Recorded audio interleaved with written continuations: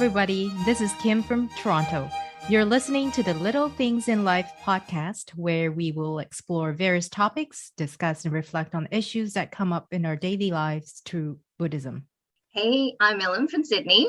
Today we are talking about making choices in our lives. So we go through a lot of crossroads in our lives, whether it's big or small, but it's still important to know and how to make these choices we face. To our guest, she is the Deputy Chancellor and Director of the Department of International Affairs at Fo-Guang-Shan Institute of Humanistic Buddhism, our very own Venerable Miao Guang. Okay. Hi, Ellen. Hi, Kim. Thank you for having me for this very first episode. Definitely a great honor. Yes, Venerable Miao Guang served as a designated personal translator for one of the most renowned Buddhist monks of our time, Venerable Master Hsing Yun.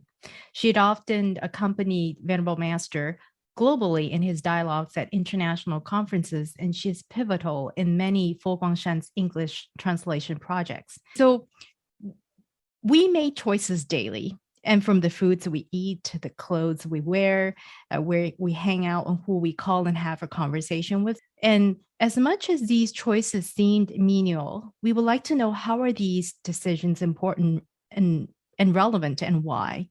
Well, Venerable Master Hsing Yun has had an article on making choices, and he calls out the various choices that we need to make in our lives and the consequences that could come of it if we do, make the wrong one. Example, choosing the wrong career, the wrong friend, timing. He even talked about choosing the wrong marriage, which definitely was not what I expected when I read that article. Sometimes I think we know that inherently making choices can set in motion a set of consequences.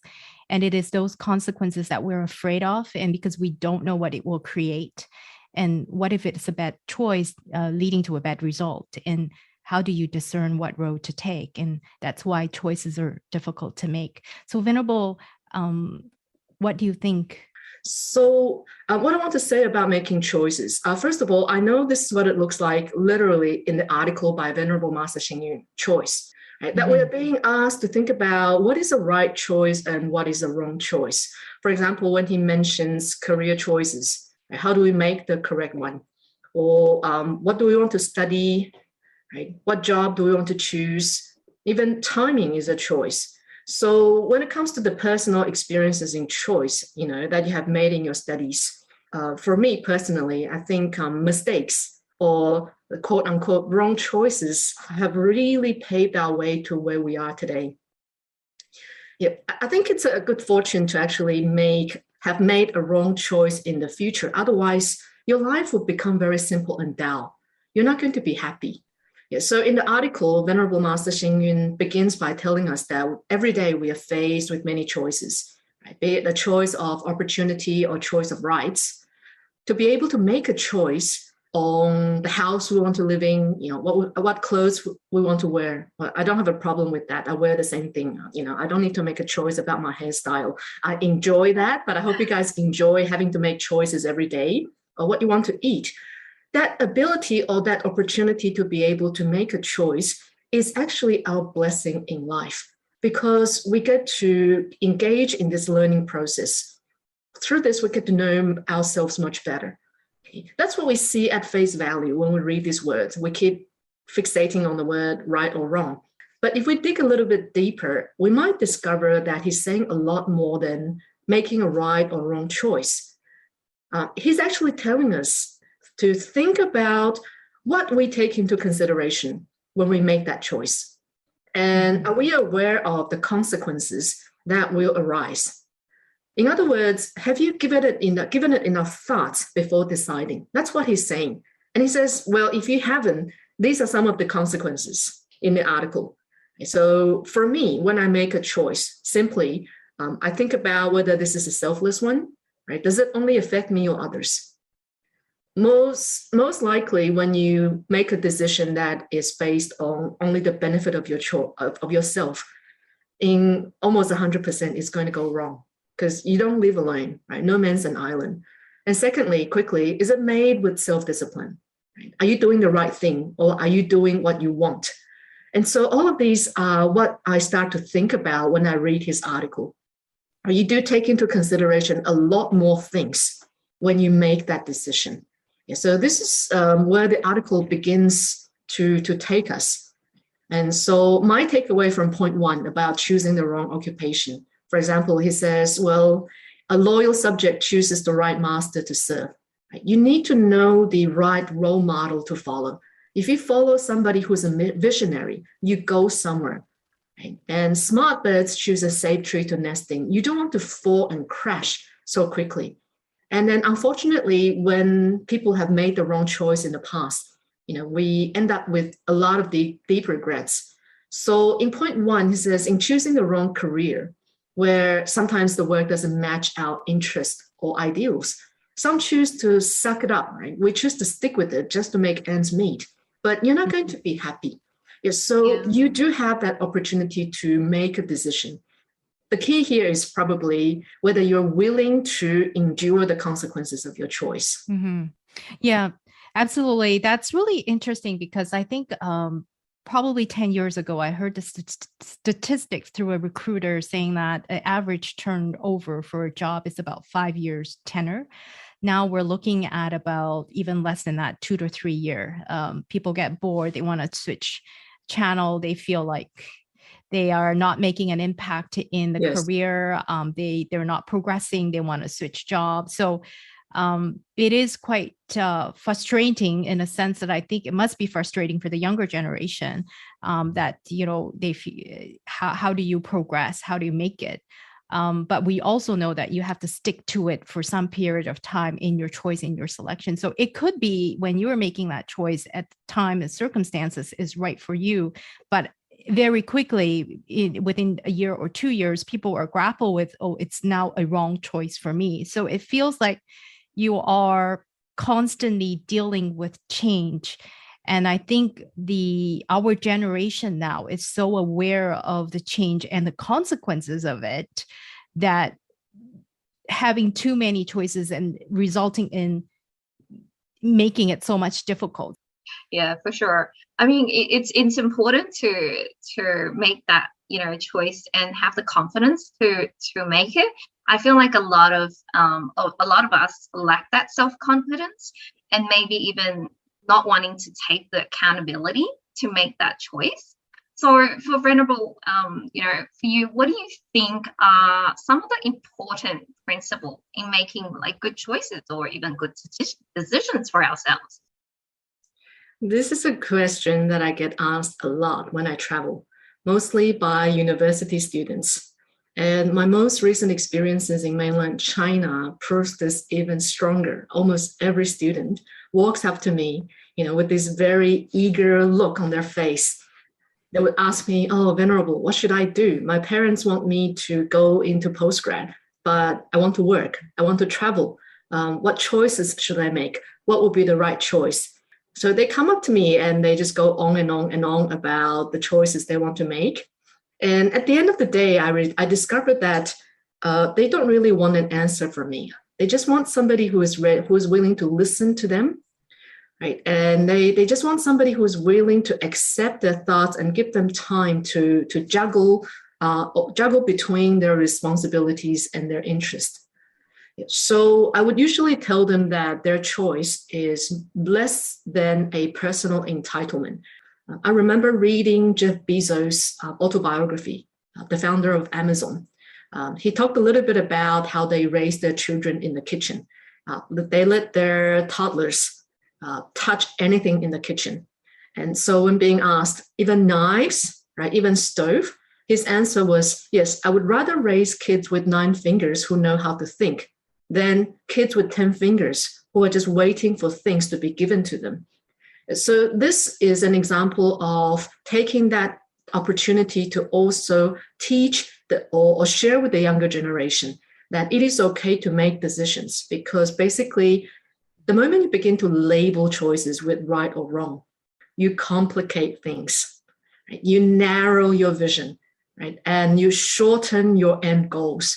So the shorter these goals are, the less meaningful they are.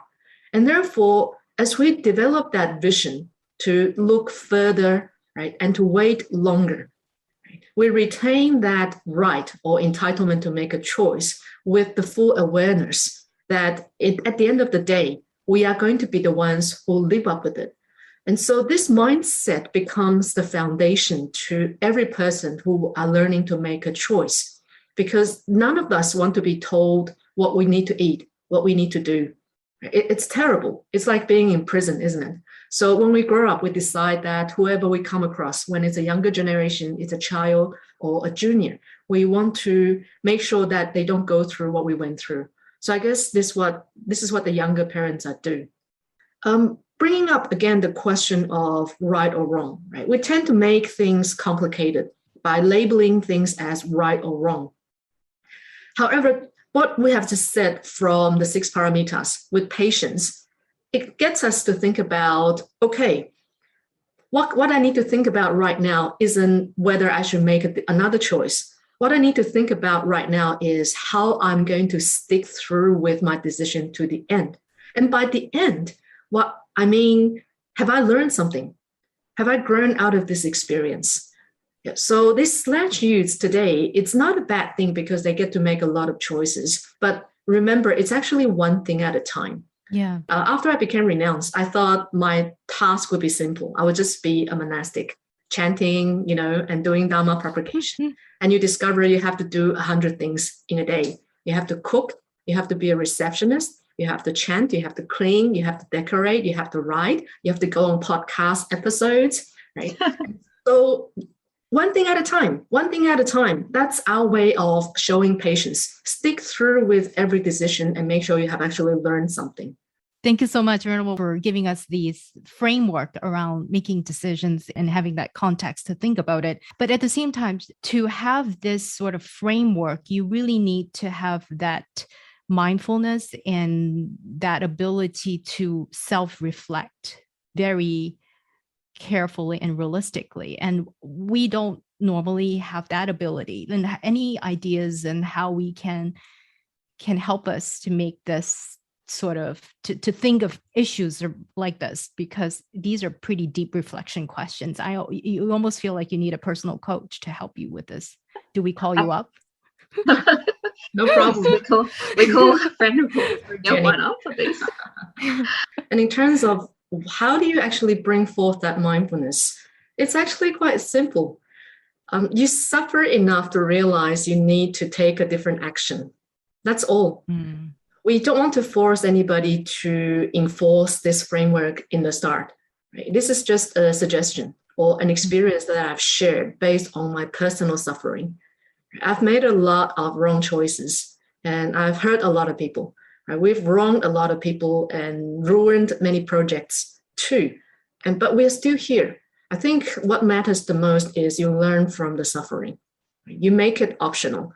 So it has been said that suffering can be painful, but suffering can also be optional. Mm-hmm. That's really interesting. I guess it's, coming back to sort of talking about work. It's very important to take that ownership. I think a lot of people forget that is one of the key points, and that discipline of having that ownership, because I know in my work, that's one thing I take pride in, which is the fact that whatever I do, whether it's right or wrong, I own up to it. If it was a mistake, I need to tell my manager or supervisor and let them know that, hey, I actually, this project, I made a mistake and this is what I'm going to do to try and fix it. Sometimes it's not about hiding away from it. I think it's about owning up to it, to learn from that, and like it's having that ability to just keep on going, because you need to move on with whatever you have done, right? So take responsibility for your decision. That's the only way to move on. Otherwise, you really get stuck with thinking this is right and I'm going to stick with it. Yeah, absolutely. Now we've talked briefly about making choices in the career context in general, but we can perhaps think about how do we find good friends, move to a friendship area. in this day and age. Like we're now on the internet, we're online, and the pandemic really challenged us to having to move our social life online as well. And we do find that you can form genuine friendships online, or can you? What is in this context, what is this connection that you have with people? And we perhaps like to explore that a little bit. Coming to this, Kim, you were talking to me the other time about how nowadays, we've got this avatar. Like sometimes we go to get a coffees, we'll put a different name for ourselves just so that, they don't know our names. I could be called Melissa one day, I could be called Helen another day, or something else, but like another form of not committing to who you are in a way. I'm not sure, like, how does Venerable see this in terms of like choosing friends? Not everyone is as lucky in making the right sort of decision in choosing the friends that they have. And the thing is, sometimes I find is how much do we commit to this friendship or this relationship that we have with someone? And is it important? Like, is it important to like put so much into it, or can we just kind of go, oh well, see how it goes, kind of thing? So in terms of choosing the right friend, let me go back to the sutra. Right? This is what I do. Well, the Buddha was once asked, is it better to travel alone or to travel with other people? So I think this is similar to your question as, who do we choose to go down the road of life with us? And well, this is a question about choice. Okay. And whoever asks that kind of question usually want a quick answer or a scapegoat. Hey, I'm not going to be friends with you because the Buddha said no. Right? So that's not the proper way to kind of go about this approach. Well, the Buddha responded this way. When being asked, is it better to travel alone or travel with others? The Buddha's response was, if you're traveling with a fool, then it is better to travel alone. I love that. Not because the Buddha is asking us to pay attention to fools who are destroying our lives. It's not really that. I love the fact that he didn't give a definite answer and instead got us to be prepared to think about what we need to do when it comes to make a choice. Mm-hmm. And so we are so connected and so disconnected in this day of age. We cannot count our friends by the number of friends on Facebook or Instagram. It doesn't count that way, does it? And we cannot tend to every friend whom we want to be close to. So the trick is, how much of a distance do you keep between yourself and all these people? And then how many of those people would choose to kind of come close to you without crossing your boundaries? Yeah, so personally, when I travel, every time I travel, people add me on Facebook, on WeChat. It happens a lot. And sometimes on WeChat, people don't even show their real name, right? They go by their nicknames. And in the middle of the night, you get all these kinds of requests. Right? And so, for example, going by the nickname of Lost in Life, she goes, oh, Shifu, I want to be renounced. Can you give me a tip? And I don't even know who you are. I don't remember you. I don't know what you look like because you don't show your face on WeChat and you don't give me any information. Yeah, so when that happens, I will create some kind of space and time between myself and that person. And I think about whether the conditions are right for me to get to know that person better. So usually I would ask a bit more personal questions, for example, where are you from, right? What kind of things are you going through in life? And their answers will really help me decide how much further I want to go with them in terms of this acquaintance. Some would just offload their worries and complaints, right? They think of all venerables as like a confession booth, right? A comfort booth. They don't care about whether I know anything about them. They just load off their worries. And I let them do that once or twice, and then they drift away. But for those who are willing to ask more questions or interact with me, And I think we begin to find something more common about what we're doing now. So that being said, it actually helps me filter out a lot of people who probably are not meant to be friends, but just want to interact. So we prioritize our time because we have so many things in life. And so that's the truth of the fact. Even the Buddha prioritizes time for those who are willing to pick up the Dharma with him. Those who aren't, he just gave them a simple nudge and just let them be. Yeah, so it's okay not to have so many good friends. Right? As age comes, you discover you have less and less close friends, but these are probably the true friends who stick by. Right? They even say that there's a 7-year gap or gate.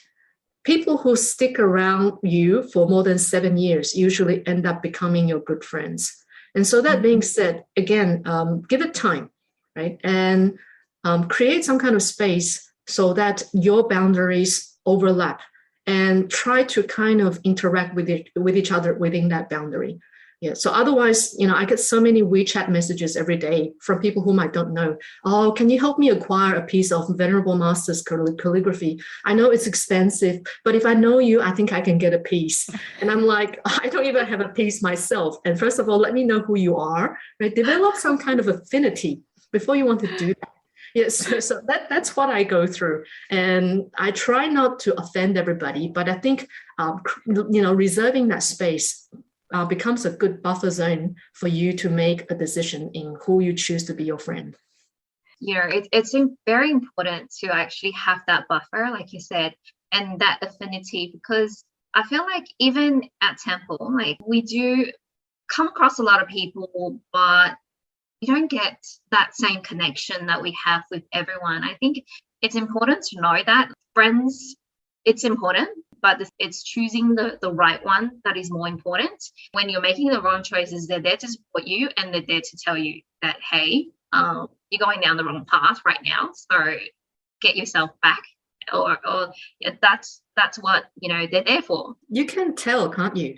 You can tell whether you are becoming healthier, whether you are actually mentally improving, right? If you're always exhausted and if you feel angry and if you're rejecting a lot of things in life because of the friend you've made, then you have to take action.